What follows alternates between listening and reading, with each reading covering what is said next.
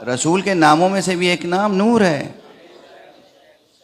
خود قرآن مجید کی بعض آیتوں میں رسول کے ناموں میں سے ایک نام نور ہے. اور علی ابن ابی طالب کے ناموں میں سے بھی ایک نام نور ہے. اور اللہ کے ناموں میں سے بھی ایک نام.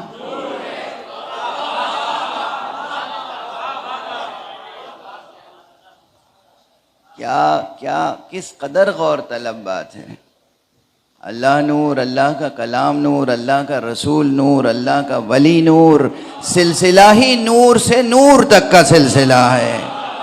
اب جو اس سلسلے سے وابستہ ہو اس پہ اندھیرے کہاں کامیاب ہو سکتے ہیں.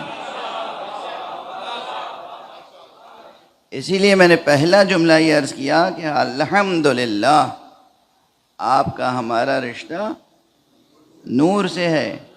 اور اس لیے کبھی بھی دنیا کے اندھیرے آپ پر کارگر نہیں ہو سکتے بشرطے کہ آپ خود اپنا رشتہ نور سے نہ توڑ لیں. یہ اہم مسئلہ ہے. یعنی آپ کا رشتہ قرآن سے جڑا ہونا چاہیے. روزانہ قرآن مجید کی تلاوت ہو، تھوڑی سی تلاوت روز ہو، تھوڑی سی اسٹڈی روز ہو. تلاوت کے علاوہ آیتیں پڑھیں، اس کے بعد ترجمہ پڑھا، اس کے بعد تفسیر پڑھی.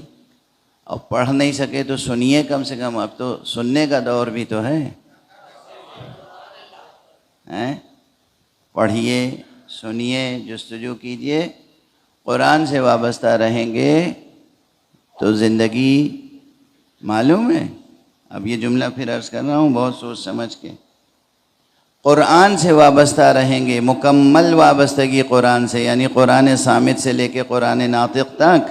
اگر ظاہر قرآن و باطن قرآن، قرآن صامت و قرآن ناطق، اس سے مکمل طور پر انسان وابستہ رہے تو پھر وہ انسان بحیثیت انسان نور کی رفتار سے ترقی کرتا ہے.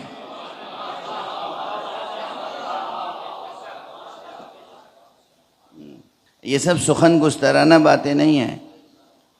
یہ نہیں ہے کہ صاحب خطیبانہ مبالغے ہیں اور شاعرانہ تعبیریں ہیں اور واہ واہ و سبحان اللہ کے لیے ہیں.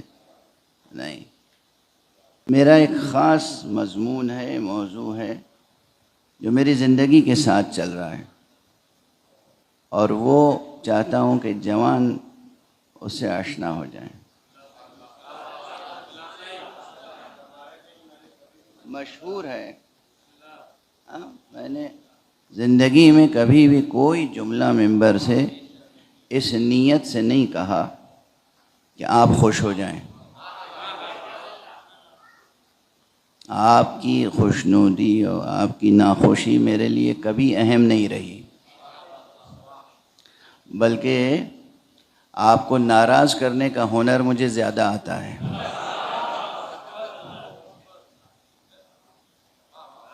اصل ہم جواب دہ ہیں امام زمانہ کے سامنے.